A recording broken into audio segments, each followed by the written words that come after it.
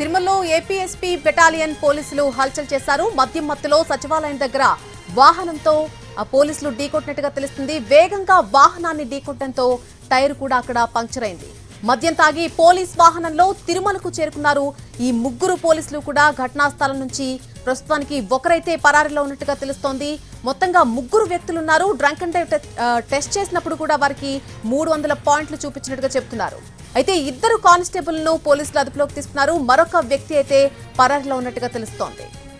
ఇదే అంశానికి సంబంధించి పూర్తి అప్డేట్ మా ప్రతినిధి మోహన్ ప్రసాద్ అందిస్తారు.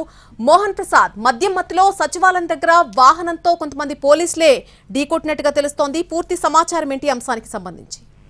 నల్లి తిరుమలలో వరుసగా భద్రతా వైఫల్యం చోటు చేసుకుంటుంది. నిన్నటి రోజున ఒక ముస్లిం సంబంధించినటువంటి వ్యక్తి కళ్యాణ వేదిక వద్ద నమాజ్ చేసినటువంటి ఘటన చోటు చేసుకుంటే ఇవాల్టి రోజున ఏకంగా పోలీసులే తిరుమలకు మద్యం తాగి తిరుమలకు వాహనంలో ఇచ్చేసి అదే పోలీసు వాహనంతో అతివేగంగా ఢీకొట్టినటువంటి నేపథ్యంలో అదృష్టవశాత్తు ఆ ప్రమాదంలో ఎవరు భయపడినప్పటికీ ఈ ఘటన తిరుమలలో ఒక భయాందోళన వాతావరణం అయితే కలిగింది.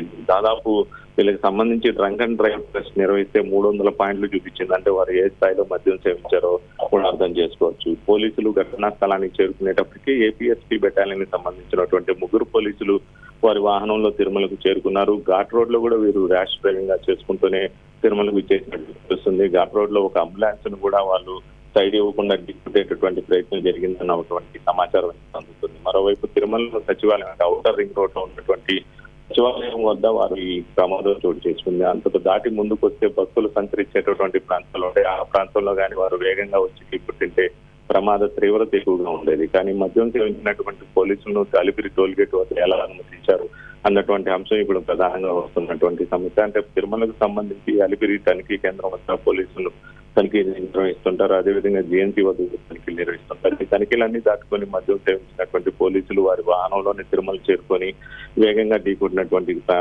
ఘటన అయితే చోటు చేసుకుంది. మరోవైపు వీరిని పోలీసులు ఘటనా స్థలం చేరుకునేటప్పటికే ఒక కానిస్టేబుల్ పరారీ అంటే అతను ముస్లిం సంబంధించినటువంటి వ్యక్తిగా కూడా సమాచారం అందుతుంది. మరో ఇద్దరినైతే పోలీసులు అదుపులో తీసుకున్నారు. వీరికి ప్రాథమికంగా టెస్టులు నిర్వహించిన అనంతరం వీరిని హాస్పిటల్కి ఇచ్చేటటువంటి ప్రయత్నం అయితే జరుగుతుంది. Right, thank you Mohan Prasad.